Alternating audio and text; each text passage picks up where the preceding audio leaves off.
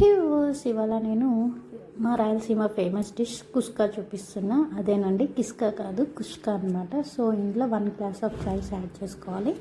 అందులోని చిన్న గ్లాసులకి నేను పప్పు అయితే తీసుకున్నాను. సో ఈ విధంగా కడిగి పక్కన నానబెట్టుకోవాలన్నమాట. సో కుష్కాకి మెయిన్ ఇంపార్టెంట్ టమాటా అనమాట.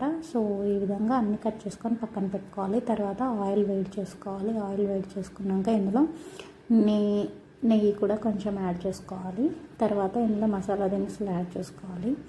తర్వాత ఇందులో మనం కట్ చేసి పెట్టుకున్నటువంటి ఆనియన్ కూడా యాడ్ చేసుకోవాలండి.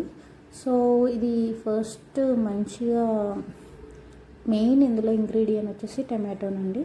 తర్వాత ఇందులో కొత్తిమీర యాడ్ చేసుకుంటున్నాను. తర్వాత పచ్చిమిర్చి యాడ్ చేసుకుంటున్నాను. తర్వాత అల్లం వెల్లుల్లి పేస్ట్, అలానే టమాటోస్ కూడా యాడ్ చేసుకొని కాసేపు బాగా ఆయిల్లో గోలించుకోవాలన్నమాట. ఈ విధంగా గోలించుకున్నాక కాసేపటికి ఆయిల్ పైకి తేలుతుంది అనమాట. అప్పుడు తేలినప్పుడు కట్ చేసి పెట్టుకున్నటువంటి దండిగా కొత్తిమీర, పుదీనా యాడ్ చేసుకోవాలి దీంట్లో. అలానే కొంచెం పసుపు యాడ్ చేసుకోవాలి. తర్వాత రుచికి సరిపడా ఉప్పు, కారం కూడా యాడ్ చేసుకోవాలి. నేను కొంచెం స్పైసీ తింటాను కాబట్టి ఫుల్ టేబుల్ స్పూన్ ఆఫ్ కారం అయితే యాడ్ చేశాను.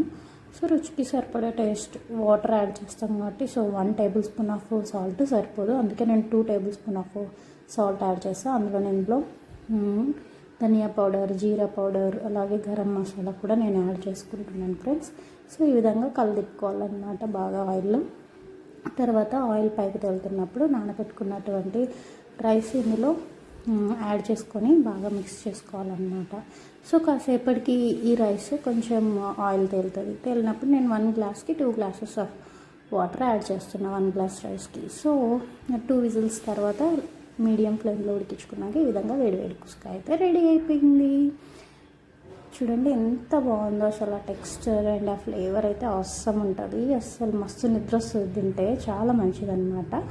Thanks for watching all. Please do subscribe and like my videos. Thank you everybody. Bye everyone.